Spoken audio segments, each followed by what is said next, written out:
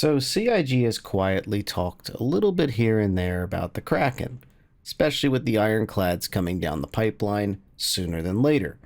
Thank to my long-term subscribers for sticking with me. Please consider subscribing if you have not already. What I want to go over right here, less about new news about the Kraken and more about what the Apollos mean for the Kraken in a roundabout way. So my philosophy here is the Idris just lost its tier 1 bed, became a tier 2. The 90's running around with a tier 2 bed, Carrick's running around with a tier 2 bed, and the Polaris is running around with not a tier 1 bed. So what does the Apollo mean? Well, it has a docking collar. It was supposed to be able to integrate with other ships and such, like to stop by for them to do treatments and drop people off, whatever. But it occurred to me that we haven't heard in a while about the Kraken except for one small mention that they are revamping the Kraken. And that was recent that CIG stated they were revamping the Krakens and taking a look at the series of ships. And while they didn't say it directly, if I recall correctly, what they have said is that they are working heavily on the ironclads. I believe that they're taking a crack at the ironclads, and slowly but surely, some of those assets will then be used for the Krakens. I also believe that the Krakens are coming out sooner than later, and I can't imagine a timeline yet. I think it all depends on how fast the ironclads come out the door by the end of this year. But it got me thinking, if the Krakens are being reworked, they're going to get bigger. Like every other cap ship in the history of Star Citizen, once it finally starts going into production properly and getting into gray box phase and everything else, feeling out exactly where things are going to be and then testing them and fitting them, more is less in a weird way. Because the AI for the NPCs in the future can get around. The fuses can be placed in different places as needed.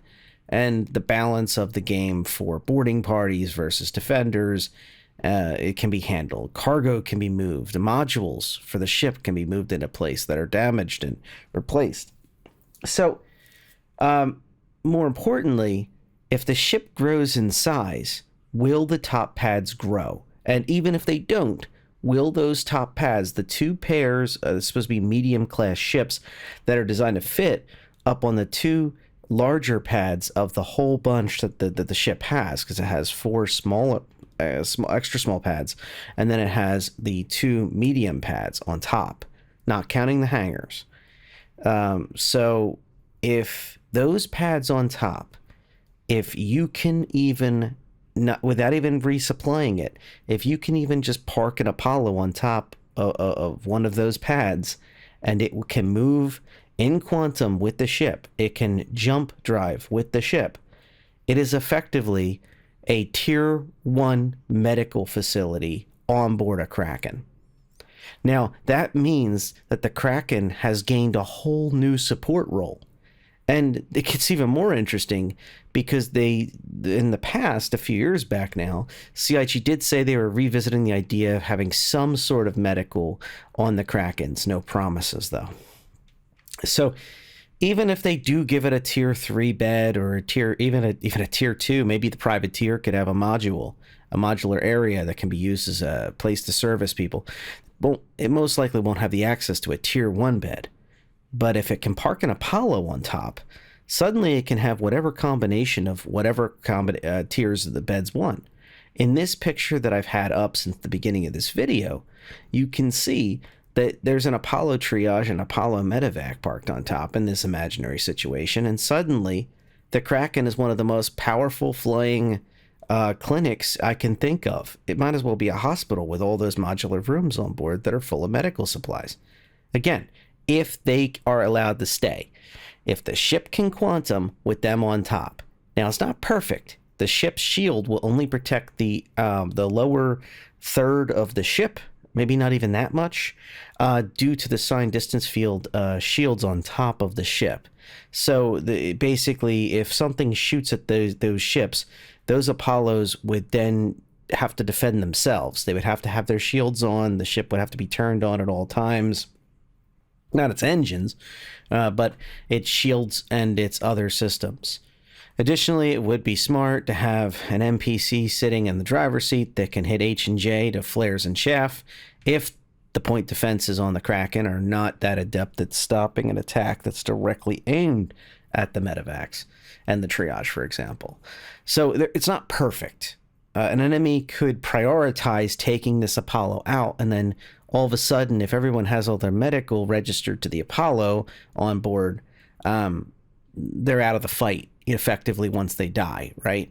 So, yeah. Additionally, if somebody regens on one of the Apollos that's parked on top, even if you just have one, which makes more sense, obviously, for practical reasons, because you have other ships, combat vessels, industrial vessels, etc., parked in the other location. One of the things that I think about is that you would have to get an undersuit and a helmet at the very least and walk back to the door. Right now, one of the door entry points seems to be right behind where the Apollo medevac is on the more towards the stern of the vessel of the two larger pads. Now, why is that important? In the future, once we have item recovery and it's in a better situation, you most likely will not be regenning with all your gear on you. Now, if you're getting healed in there and somebody drags yourself in there, or you drag yourself in there, if you're not doing too poorly, you obviously would still have your gear on. But if you just regen and you're in a paper thin gown, and then suddenly there's not enough suits sitting inside the Apollo, you're stuck outside in the Apollo, and you can't get into the important place, which is the rest of the ship, where you may have your flight suits in one of the rooms, you may have different kinds of FPS gear to defend the ship, or pilot gear to go get back in the fight on another ship that's on board. A lot of things to think about. But I just wanted to emphasize that especially the Idris change to give it a tier 2 bed plus 4 tier 3 recovery beds it kept, it really changes dynamics because the Kraken can fit these damn Apollos, it seems. Now, CIG could easily hand wave him away and say, look, it fits, it sits, doesn't count on the Kraken on the larger pads. Therefore, you can land maybe, but you can't quantum with the ship on top. Okay, maybe that could happen. But I can't shake an Apollo medevac due to its heavier armor and a Kraken of Kraken regular or a Kraken privateer being an amazing combination if they're allowed to have it. And it really highlights the Kraken to me as a support capital.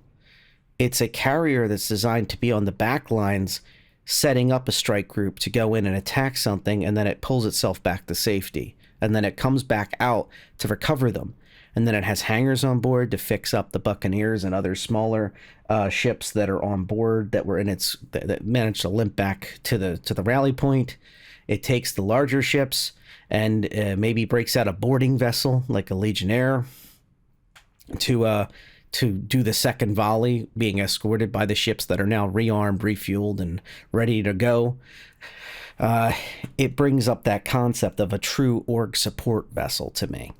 The Idris is as well, but the Idris is more geared towards planet and moon side due to the large ramp on the back of the ship.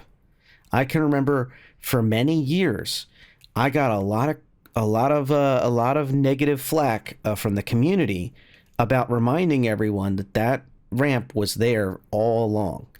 And on the Idris P, the Idris M, the Idris K, of course, being the P with the upgrade, I got a lot of flack for saying over and over again that ramp was very valuable. That ramp was incredibly useful for planet side work, for moon side work, for places where you have any kind of atmo and ground vehicles can roll out. And I still believe that as the game matures, that ramp is going to become incredibly important.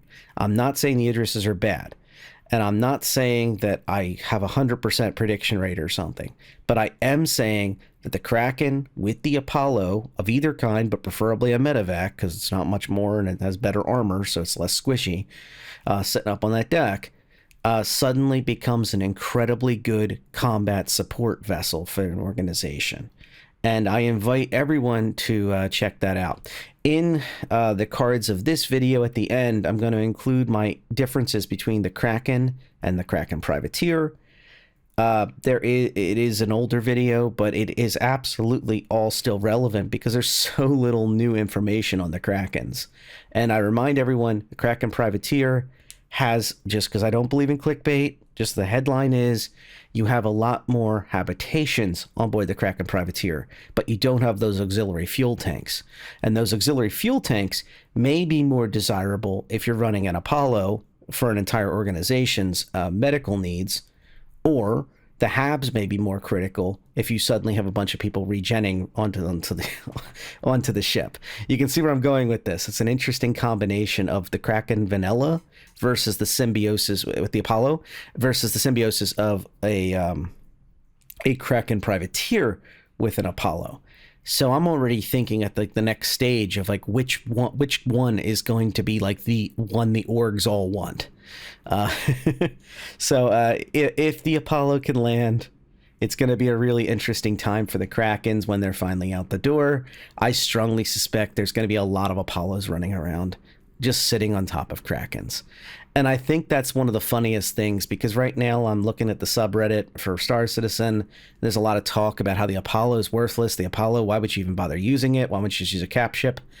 And the answer is maybe you're looking at it differently. It may end up being the best module you can possibly buy for your cap ship, in this case, the Krakens. All right, that's all I got for now. Again, thank you to my subscribers, and thank you for being here. Take care.